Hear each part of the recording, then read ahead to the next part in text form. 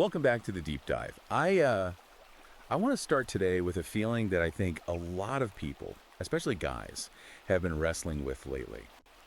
It's this massive sense of cognitive dissonance. Yeah. You know that feeling when the map you were given in school or maybe by your parents, it completely does not match the terrain you're actually walking on. Right. It's like you're following the GPS and it tells you, turn left onto Success Boulevard, but you look out the window and you're driving straight off a cliff. Exactly. You're told the rules of modern society are one thing, be open, be soft, be egalitarian, always ask for permission.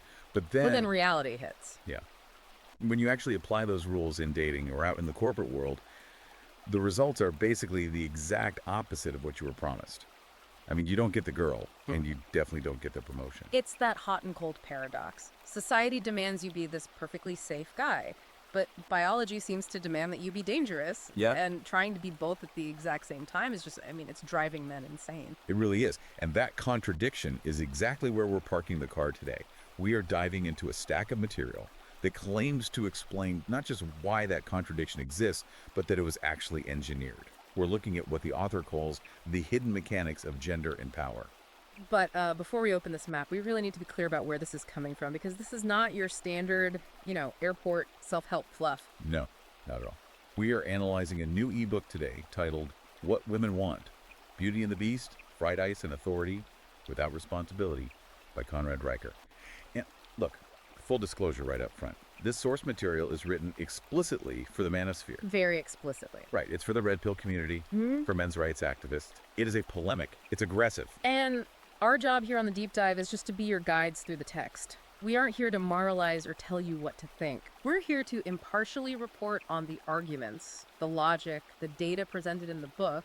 We're going to unpack it so you can understand this perspective because, like it or not, it's influencing a massive and growing number of men online who just feel totally left behind by the mainstream narrative.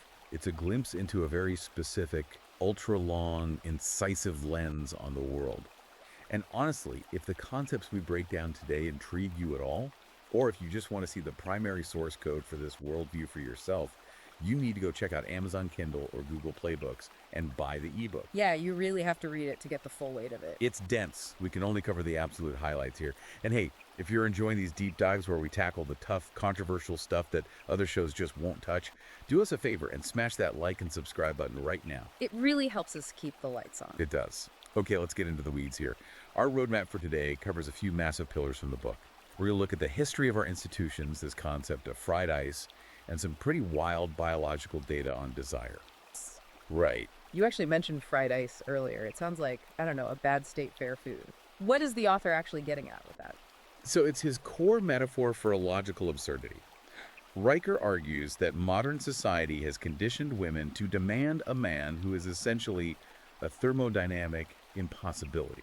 They want fried ice. Meaning they want two things that literally cannot physically coexist in the same space. Precisely. He argues that women inherently desire the beast. A man who is dangerous, high testosterone, dominant, heavily capable of violence. That's the fried part. That's the heat. Yeah. But simultaneously, society and modern women demand that he be ice. So, safe, domesticated, emotionally available, and perfectly compliant the second he walks through the front door. So they basically want the conqueror to act like a captive. Exactly. And Riker says this is impossible. You cannot have a man who is an absolute killer in the boardroom or on the battlefield who is also perfectly docile at home. If you melt the ice to fry it, it's just water. If you freeze the oil, it doesn't fry. That makes sense. He argues that this impossible demand creates what he calls a gynocentric order. Basically, a society centered entirely on female needs, where women demand the authority of a captain without any of the consequences of the role. Right. And that's the authority without responsibility part of the title. Yeah. I actually found that section fascinating because he uses this ship captain analogy to explain why modern relationships feel so incredibly lopsided to a lot of guys. He does. In a traditional structure, or a maritime structure, the captain has absolute authority, but he also has absolute responsibility. If the ship hits an iceberg, the captain goes down with the ship. He doesn't get to just blame the crew and hop on a lifeboat. Right. He bears the entire weight of the outcome. And Riker claims that dynamic is just gone now. He contends that modern feminism has successfully lobbied for a system where women have total authority over family law, cultural mores, inside HR departments, but they are completely insulated from the consequences of their decisions. Insulated how, exactly? By the state. If a woman makes a terrible choice in a partner, the state provides a safety net. If she creates a hostile work environment for a guy, HR protects her. Riker argues this breaks the fundamental feedback loop of reality itself. Because there's no risk. Exactly. When you have authority without responsibility, you become a tyrant. And that, according to the book, is the current state of gender relations. Which leads right into what he calls the nice guy trap. Yeah. And I think a lot of guys, even if they aren't deep in this red pill manosphere space, they feel this. They do everything right. They listen. They're vulnerable. They ask for consent before they even hold hands. And then they get friend zoned or ghosted. Right. And Riker calls this the syllogism of failure, which is a really strong term. Well, he's essentially calling it a lie, a massive marketing campaign. He argues that society tells men, be sensitive, be a male ally, wash the dishes, ask for permission to speak. And men follow these instructions thinking it's the cheat code to female desire. Because that's what they're told. Right. But the book argues that virtue without power is just a flavor of weakness. He says that while women might say they want a nice guy in a sociology class or a corporate HR meeting, their biology is screaming for something else entirely. And this brings us to the data. Because Riker isn't just theorizing here. He relies heavily on this economic concept of revealed preferences. Yeah, this is a classic economic metric. It's the difference between what people say they want on a public survey and what they actually spend their hard-earned money on. Yeah. In economics, you don't listen to the words, you watch the wallet. Right. And Riker points to the romance novel industry as the ultimate unfiltered data set for female desire. And he specifically mentions the Kindle Unlimited charts, right? Because that's where the sheer volume of reading is happening. Correct. And he makes a pretty funny observation here. He says if women actually wanted the safe, egalitarian, nice guy that they publicly claim to want, the bestseller list would be full of stories about, and I quote, accountants discussing consent forms over quinoa salads. I'm going to take a wild guess and say that is not what's flying off the digital shelves. Not even close. The market is entirely dominated by specific keywords: dark romance, billionaires, werewolves, vampires, pirates. The beast again. The beast in all his forms. Riker argues that 50 Shades of Grey selling 150 million copies wasn't some weird fluke. He calls it a mass confession of the female egg. The fantasy depicted in those books isn't about a man asking for permission or respecting boundaries. It's about a man whose power, financial and physical, is so absolute that he simply creates his own reality. Wow. The book argues that women are biologically hardwired to desire a monster that they and only they contain. That distinction seems really crucial. She doesn't want him to be a monster to her necessarily, but he has to be fully capable of being a monster to the world. Exactly. It's the Beauty and the Beast archetype. She wants the beast who can kill the wolves in the forest, but who will also eat out of her hand. But, and this is Riker's key point, he has to be a beast first. If he starts out as a puppy, he's invisible to her. To prove this, the book cites this specific experiment that I thought was just wild. The Tinder surgeon versus barista study. Walk us through that, because the results were pretty stark. So a researcher took a photo of the exact same attractive male model. In one profile, he's described as a devoted nurse. The bio paints him as kind, agreeable, the type of guy who brings you soup when you're sick. The absolute perfect nice guy. Right. In the second profile, they use the exact same photo, but now he's a renegade surgeon. The bio describes him as rude, arrogant, super high competence, saves lives, but basically doesn't have time for your nonsense. He's essentially described as a jerk. Let me guess. The nice nurse finished last. It was a complete blowout. The renegade surgeon got 300% more matches. Riker uses this to argue that competence and dominance, even when they're coupled with rudeness or so-called toxic traits, they signal genetic fitness in a way that agreeableness just doesn't. He argues that nice is often interpreted by the female subconscious as low status. He takes this argument to its absolute extreme with the concept of hybristophilia. This is the real dark side of that attraction mechanism. It is. Hybristophilia is the sexual attraction to people who commit atrocities.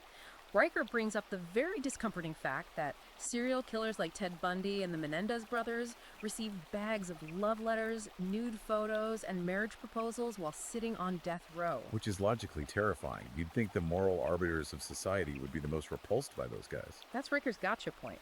He argues that if women were truly the moral guardians that Victorian society or modern feminism claims they are, they would physically recoil from these men. Instead, the danger signals extreme genetic competence. It proves, in his view at least, that the tingle of attraction is completely separate from and often entirely opposed to civilized morality. So we have this biological reality, the desire for the beast. But then we have the societal reality, which Riker claims is actively trying to crush that beast. This is where the book pivots heavily from psychology to history. And he uses some very loaded language here. He does. This is his section on institutional capture.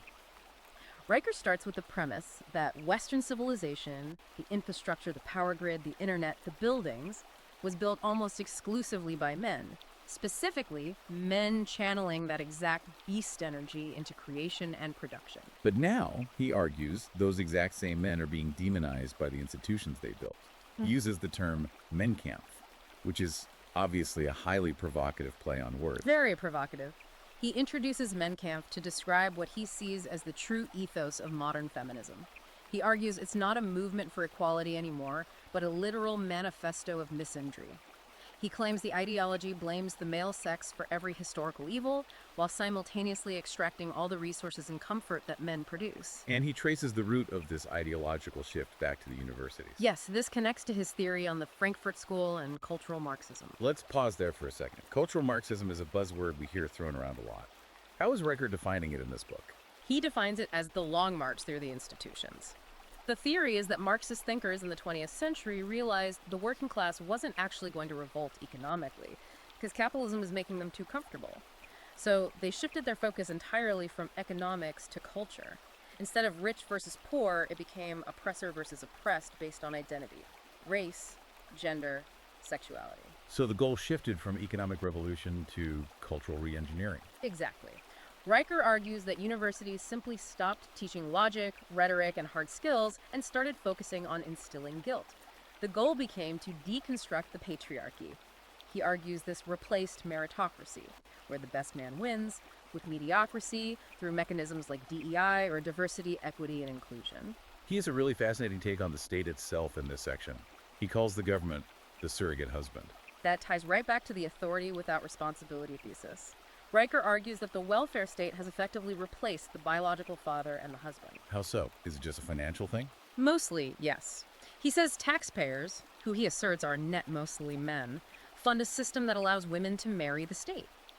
If a woman can get resources, protection, and provision from the government, she doesn't need to compromise with a man. She doesn't need a husband for survival. So she can use the state for stability, which frees her up to chase the beast for excitement. That's his argument. She gets the beta provision from the government, what he calls the bureaucratic beta provider, and the alpha excitement from the bad boys, leaving the average nice guy with absolutely nothing. And the enforcers of this system, according to the book, are corporate HR departments. Right. Riker describes HR not as a place to manage personnel, but as the handmaidens of feminism. He argues their primary job isn't to generate profit at all. It's to police feeling and eliminate the high testosterone risk-taking behavior that actually drives innovation. He views the modern corporate office as a completely hostile environment for the masculine spirit. It's a pretty bleak picture he paints. The institutions are captured, biology is being ignored, and men are being told to be something that makes them repulsive to the very people they want to attract. So surely he doesn't just leave it there. What is the solution? What does Conrad Riker say a man should actually do? He pivots to what he calls the red pill strategy, and the first step is purely internal. Stop apologizing. He talks a lot about deconstructing shit tests. I feel like every guy knows what this feels like, even if they don't have a specific name for it. It's that moment where a woman seems to be picking a fight or criticizing you for absolutely no logical reason. Riker reframes the shit test completely. He says men usually interpret it as malice or nagging, but he argues it's actually a biological audit. An audit, like the IRS. Sort of. He claims a woman creates chaos subconsciously to check if your frame is solid. She's poking the bear to see if it's a real bear, or just a guy in a bear suit. If you crumble, if you apologize or get emotional, you fail the audit. You prove you aren't the captain. So how do you pass the audit? If you can't fight back and you can't apologize, what's left? You don't use logic. Logic is for the boardroom. Riker suggests the agree and amplify tactic. Give us the example from the book. I thought this was actually pretty clever. So let's say she calls you a jerk or says you're being difficult. The nice guy would apologize and logically explain why he didn't mean it. Yeah. Riker says you should lean into it. Respond with something like, yes, I'm actually working on my villain origin story right now. Do you want to be the sidekick or the hostage? I see. It totally flips the script. It's playful, but it holds ground. It refuses to accept her frame. It shows you're unbothered and dominant. But he also says there's a much harder edge to this.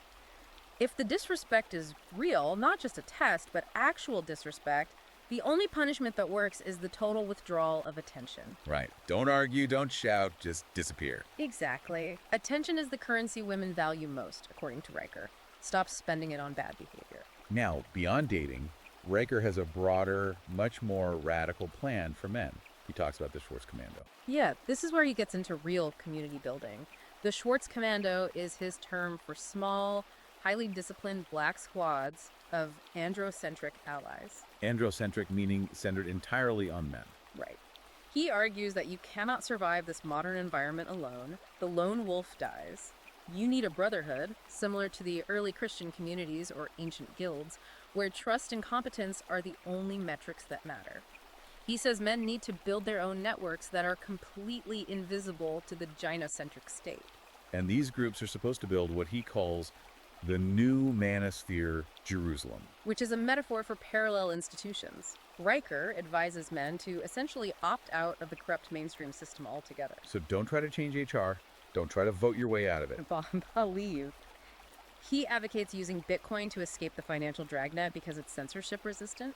He suggests the gig economy and new media to completely bypass the gatekeepers. He talks about becoming the crypto expat, someone who is geographically or economically independent of the system. It's about becoming the out-of-control man. Yes, but out of control in the specific sense that the state and the HR department can't control you. But internally, you must be the controlled beast.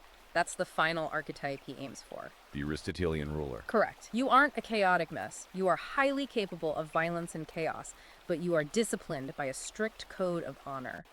That, Riker argues, is the only thing that commands respect from other men and genuine, burning desire from women. It is a lot to digest. We're talking evolutionary psychology, economic data, history, conspiracy theory, and a fair bit of polemic fire. It is. It's a very specific worldview that tries to synthesize all these different fields into a unified theory of why the modern world feels so incredibly hostile to men right now. And again, we want to remind you, our listener, that we are analyzing this text as requested. We are presenting Conrad Riker's logic so you can understand this perspective, which is clearly gaining major traction. We aren't endorsing the political implications, but we are acknowledging that for many men, this book feels like a roadmap out of sheer confusion. It articulates a frustration that is very real for a lot of people. It validates the feeling that the rules have changed and that the new rules simply don't make sense. Exactly. If you want the full operational manual, and we really only scratched the surface here, there are whole chapters on divorce law and parenting we didn't even touch. Yeah. You need to get the book. It's called What Women Want: Beauty and the Beast, Fried Ice, and Authority Without Responsibility. You can buy it right now on Amazon Kindle or Google Play Books. Riker frames it as an investment in your own mental sovereignty. And if you want the daily updates, because apparently the culture war never sleeps, you should absolutely follow him at Conrad Riker on Substack. He calls them daily intelligence reports. That's definitely worth checking out if you want to see how these theories are applied to current events in real time. Absolutely. And hey, if you enjoyed this deep dive, if you like us taking these dense, controversial topics and breaking them down so you don't have to read 300 pages, please like and subscribe to the channel. It really helps us keep the content coming. We've got a lot more fascinating topics in the pipeline. We do. But I want to leave you with one final thought to mull over. It builds on something from the book that really stuck with me. Riker makes a big deal about the market. He says the market never lies. If the romance novel industry is the biggest market for female desire, and it's selling billionaires and monsters, it proves we should watch what people do, not what they say. Right. But take that same logic and apply it to yourself. If we audited your search history, your bank statements, your screen time, what is your revealed preference? Are you actually building the beast, or are you just consuming the friction of a world you claim to hate? That is the real question. Think about it. We'll see you next time.